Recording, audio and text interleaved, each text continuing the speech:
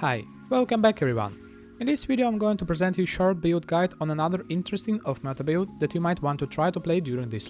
I have another version of this build that I made during the Mercenary League, so if you are curious to see previous, cheaper Occultist version, feel free to check it out.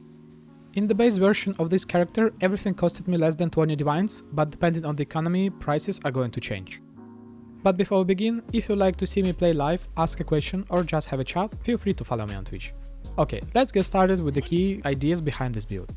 As soon as GGG introduced Delirium Bloodline Ascendancy and as soon as I saw that didn't happen passive, I immediately knew that I will be making build with it. This passive is similar to Progenesis Flask and Petrified Blood, with the difference that delay damage is instant.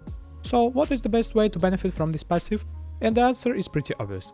It's either something with high level of recovery, leech or default Pathfinder. And I decided to set on Pathfinder. There is a reason why this is a default ascendancy if you're going to be playing Petrified Blood and Progenesis combo. Combine it with insane recovery from Life Flask, quality of life heavy constant flasks, and you get the build that feels satisfying to play. In the budget version I'm obviously not gonna be using Progenesis, so the main bulk of the defense will be coming from Petrified Blood and the didn't happen passive. To boost the defense even further, I'm using a combination of Doppelganger body armor, Flesh and Stone, and some endurance charges, which will result in having really solid defenses for a lot of stuff in the game. But this Delirium passive comes with a big downside. You can't use any jewels except cluster and passage jewels. Passage jewels are the jewels that allow you to somehow traverse the tree. Impossible escapes, thread of hope, and so on. So how we can overcome this downside? First thing that I had in my mind was Herald of Agony build. Default way of building it is to stack as much medium cluster with pure agony to get a lot of virulence. But this time I decided to try bring attention to another strong skill which is really underrated. And I'm talking about Soulrend of Reaping. If I recall correctly, this skill has one of highest flat damage and damage scaling with the gem levels in the game. Plus it has really high energy shield leech built in. But the problem with this skill is that it's extremely slow and fires only single projectile. So how we can solve this problem altogether? I think that one of the best way to do so is by using as a mines. To scale the gem even further, I'm going to be stacking as much gem levels and power charges as I can get. But what about the clear? We are going to be throwing several mines, but it's still not enough. Here's where Rune Guard of Refraction comes to the help. It will allow us to effectively clear packs of monsters with only one skill use. And this is it when it comes to the basic idea of the build. Now let's move forward to the specifics of the tree. For the Ascendancy, I'm taking Nature's Adrenaline and Master Surgeon. Then Nature's Reprisal. Depending on your cluster and resistances, you might want to swap it for the Nature's Boon, for more resistance and some movement speed. On the tree itself, I'm taking some life passives, Frenzy and Crit Multi. Fork with more projectile speed, some more life, Frenzy and Power Charge, Mind passives, Crit Multi, Life, Mind Reservation with Buff Effect Runegraft, rest of the Power Charge passives, even more life with the Runegraft of Refraction, and last but not least, Corruption with the Heart of Darkness with +1 level to Chaos Skill Mastery. Since we have our life flask constantly applying to us, we don't really care about life cost here, and as much flask duration tattoos as you can get. Now let's talk about the jewels. I'm using two identical large clusters with Wicked Pollen, Unwavering Ear and Unholy Grace.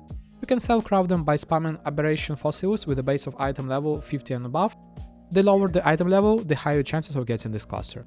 Then for the mediums, 4 identical Trap and Mine clusters, it's even easier to craft them.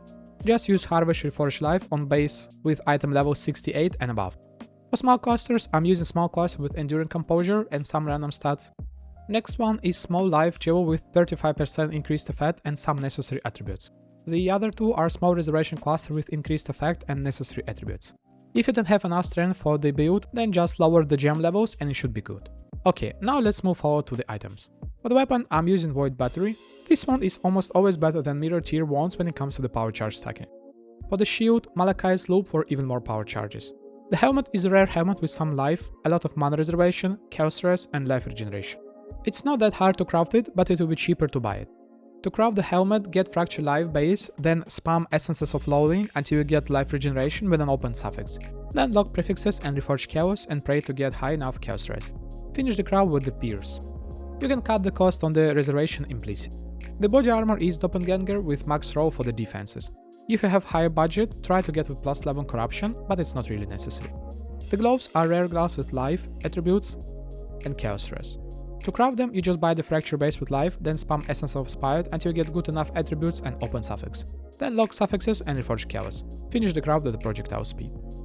The boots are power charged relay cache with +1 level of socket gems if your budget can allow it.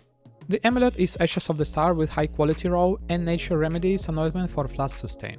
Don't forget to catalyst it if you lack couple of tribute points. The rings are overpowered Fallborn Ramirez Banquet with +1 power charges, and again, don't forget to catalyst them. The belt is Tides of Time with max raw on life and utility flask charges. And you know what? Right, you need to catalyst as well. The flasks are as high quality as you can afford Divine Flask with life recovery and CB immunity. You can outspam for T1 life recovery and do Beastcraft for CB immunity. Then Ruby Flask with effect and movement speed, Beast Mode with effect and ORES, Silver Flask with chance to avoid being stunned, and last but not least, Quicksilver Flask with reduced effect of curses. Finally, let's talk about the gems. For the main links, I'm using Soulrend of Reaping linked with Empower, Minefield, Charge Mines, High Impact Mines, and Awaken Void Manipulation that you're going to change for its new alternative. Depending on your budget, you can swap Empower for Power Charge on Critical.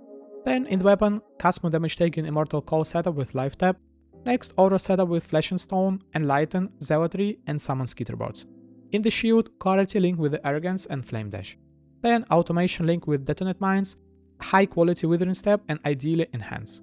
Last but not least, Righteous Fire, Despair, Petrified Blood linked with Optional Enlightenment. Well, this is it when it comes to the build. Overall, I'm really satisfied with the result.